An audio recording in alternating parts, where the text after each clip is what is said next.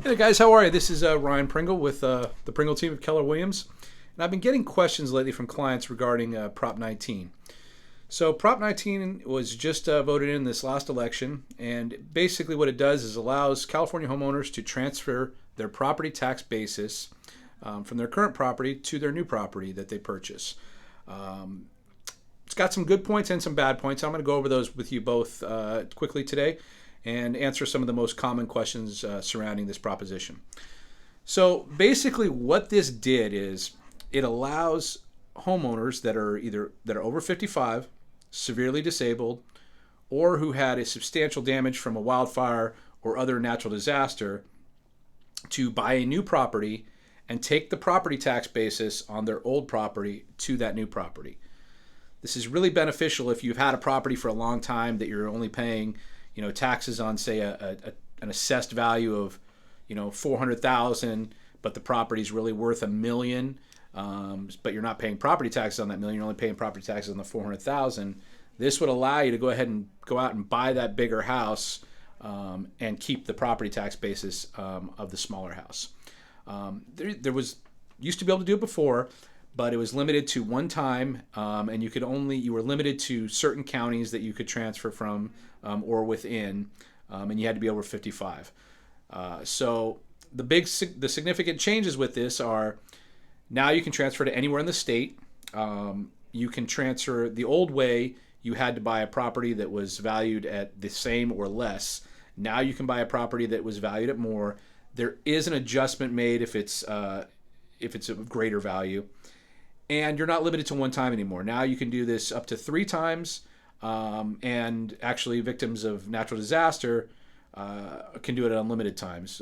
Hopefully you don't have to do it more than 3 times, because that means you have really bad luck and your houses keep burning down from natural disasters or being destroyed from natural disasters. So one of the other questions I get all the time is, well, who qualifies as severely disabled?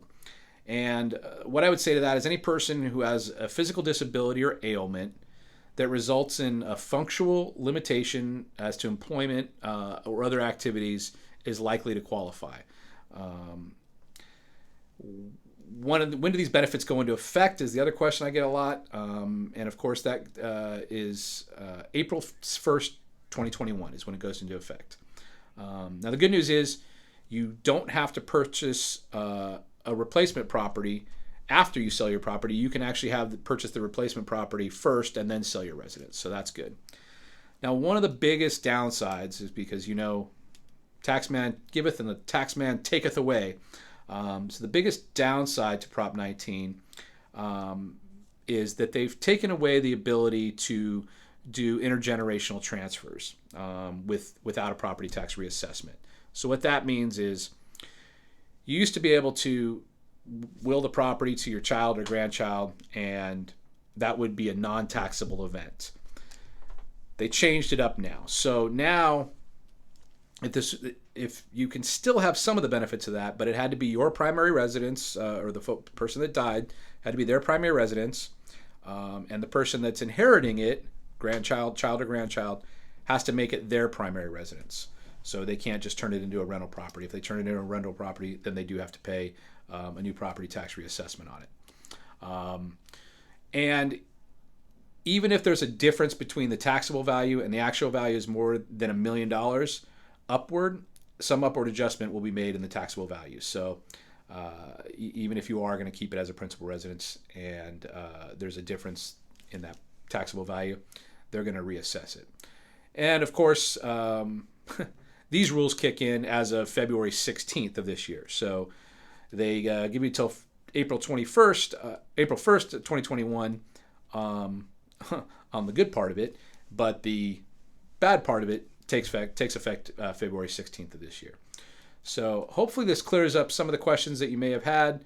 Once again, the big points: you can transfer that tax basis if you're over 55 up to 3 times, not just once. You can do it anywhere in the state, not just in certain counties.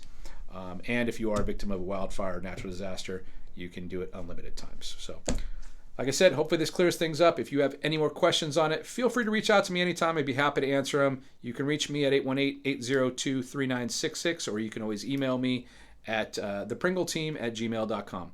Take care. Have a great day. Bye.